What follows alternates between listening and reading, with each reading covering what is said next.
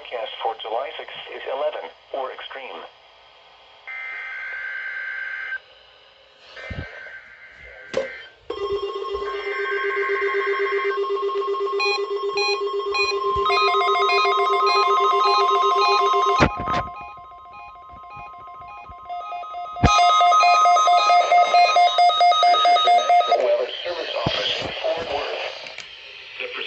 Signal was a test of the public warning system for weather radio station KEC56.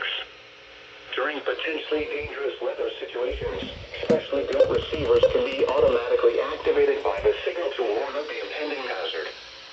Tests of the signal and receiver's performance are normally conducted by the National Weather Service each Wednesday between 10 a.m. and noon and between